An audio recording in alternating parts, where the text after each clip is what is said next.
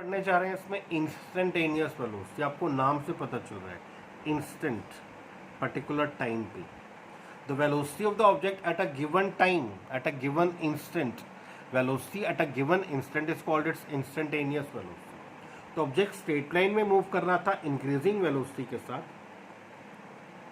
t1 time पे object a point पर displacement from the origin is x1, t2 time पे object b point पर displacement from the origin is x2। आपने लिखा any change in displacement that is x2 minus x1 upon any change in time which is t2 minus t1। तो any change in displacement upon any change in time, ये क्या देगा आपको? Average velocity. कहाँ से कहाँ तक? a to b। और वो कहता है इंस्टेंट वेलोसिटी निकालो। तो इंस्टेंट मीन्स यहाँ पर या यहाँ पर या यहाँ पर या यहाँ पर या यहाँ पर या यहाँ, उसी टाइम पे। तो इंस्टेंट वेलोसिटी के लिए आप लिखते हैं limit time is tending to zero, time is very very small. ये जीरो नहीं है, this represents tending to zero, very very small. उस स्मॉल टाइम में जो स्मॉल चेंज इन डिस्प्लेसमेंट होगा, ये रहा small time, small change in time, यहाँ से यहाँ तक का टाइम। इस स्मॉल टाइम में जो स्मॉल चेंज इन डिस्प्लेसमेंट होगा that gives us instantaneous velocity. तो स्मॉल टाइम में जो स्मॉल चेंज इन डिस्प्लेसमेंट होगा that gives us instant velocity. When the time is very very small, time जो बहुत स्मॉल है, that can be written as dt। Derivative is for small change, delta T is any change, dt is small change. तो small change in time में जो small change in displacement होगा that gives us instantaneous velocity. तो पहली बात तो ये clear हुई कि इंस्टेंटेनियस वेलोसिटी होता क्या है। It is the derivative of displacement with respect to time. Derivative of displacement with respect to time gives us instant velocity. और दूसरी बात, अब इसे ग्राफिकली रिप्रेजेंट करने जा रहे हैं। तो ये देखिए t1 to t2 is very very small. t1 time पे object is at a, displacement from the origin is x1। t2 time is t2 very close to t1, t2 time t1 के बहुत क्लोज लिया। t2 time पे object is at b and the displacement from the origin is x2।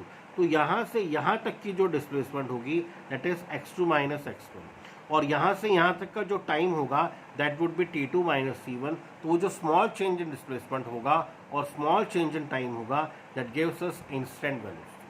तो graphically अगर आपको represent करना है, t1 time पे object is at a and the displacement from the origin is x1। t2 time पे object is at b and the displacement from the origin is x2। तो ये portion हमारा है x2, ये portion हमारा है x1। तो ये जो परपेंडिकुलर होगा, ये वाला perpendicular, this gives us delta x, और ये जो बेस होगा that gives us delta t। तो delta x upon delta t is tangent of this angle. तो टेंजेंट ऑफ दिस एंगल क्या देगा आपको? Delta x upon delta t। ये भी अभी एवरेज वेलोसिटी है a टू b। इसको और स्मॉल करो, आपको वेलोसिटी सिर्फ a पर चाहिए। तो जब आप इसको और स्मॉल करेंगे तो b is just overlapping a, b a को ओवरलैप करने लगेगा, जैसा कि इस डायग्राम में b is just overlapping a। अब यहाँ पर जो पॉइंट बनेगा, यहाँ पर जो पॉइंट बनेगा उसका बेस कितना होगा? dt, परपेंडिकुलर होगा dx। तो ये जो dx अपॉन dt होगा, ये जो dx अपॉन dt होगा that gives us instantaneous velocity and tan alpha यहाँ पर बनेगा, दिस इज tan अल्फा। तो tangent alpha at a, tangent alpha at a that is dx upon dt, ये perpendicular dx upon ये base dt that gives us instantaneous velocity at point a।